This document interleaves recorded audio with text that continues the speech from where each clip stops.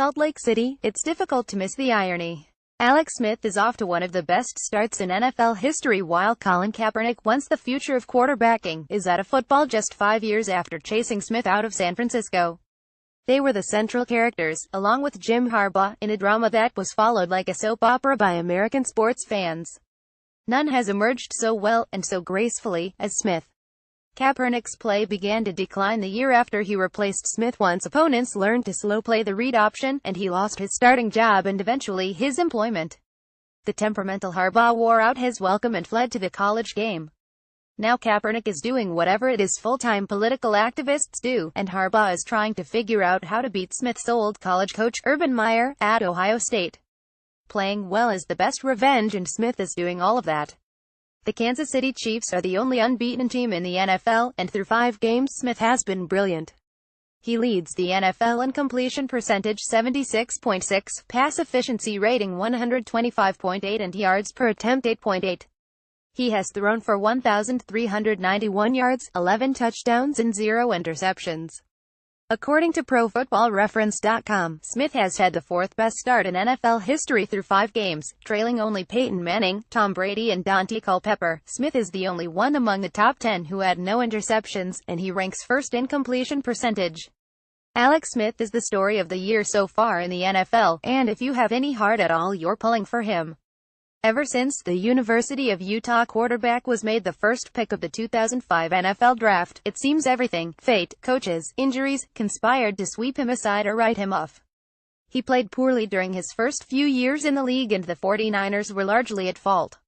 As noted here, many times, the 49ers completely mishandled their young quarterback.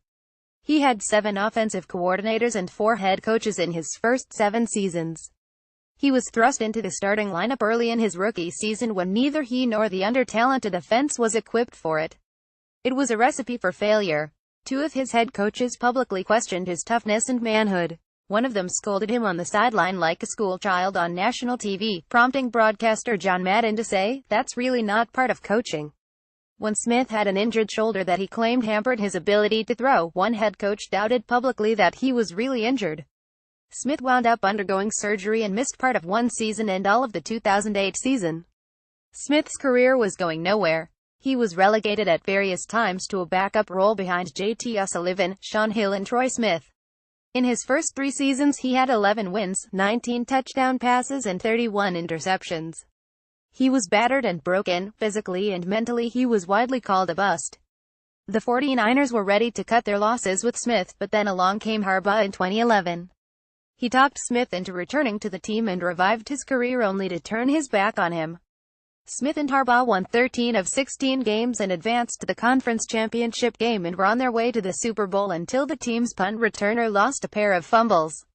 In 2012, Smith was among the leading passers in the league and the Niners were 621 when he was sidelined by a concussion. Kaepernick replaced him, and when Smith was healthy again, Harbaugh elected to stay with the new guy even though Smith had a 1951 record in his previous 21 games. The Niners went on to the Super Bowl and lost to the Ravens. A year later Smith was traded to the Chiefs. Andy Reid, the Chiefs head coach, has embraced Smith, but last spring he paved the way for his replacement. Smith has never been the big play quarterback. He doesn't throw downfield much, and the Chiefs have always relied on a sound running game. Smith is often referred to as a game manager, a backhanded compliment that means he won't win games, but he won't hurt you either.